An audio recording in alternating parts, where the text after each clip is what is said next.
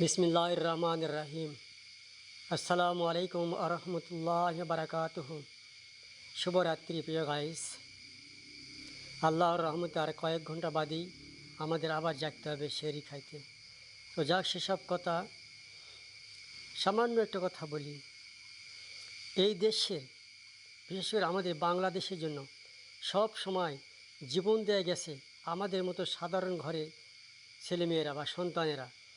সেই 1990 সালে এরশাদ সরকার হটাও আন্দোলনে নূর হোসেন, 2024-এ আবু সাঈদ মগদ, এরকম হাজারো সন্তানেরা জীবন দিয়েছে। তার ফল ভোগ করে কি রাজনীতিবিদরা। দেখুন তো, 24-এ যে গণ যে আন্দোলন হলো, যে বিপ্লব হলো, কোন নেতার সন্তানেরা জীবন দিয়েছে? কোনো নেতার সন্তানেরা জীবন দেয়নি। তারা ঠিক সেই বাহিরের দেশে পড়ালেখা করতেছে, তারা আবার নেতা হয়ে ফিরে আসবে। কিন্তু আমাদের সন্তানেরা আবার কি তাদের চামচামো করবে? না। সবার কাছে অনুরোধ, আপনারা আপনাদের সন্তানকে মানুষের মতো মানুষ করুন, নেতা তৈরি করুন, নেতাদের চামচামো করার জন্য না। কেননা এই দেশ সবার সবার সমানভাবে বাঁচার অধিকার আছে। ভালো থাকবেন সবাই।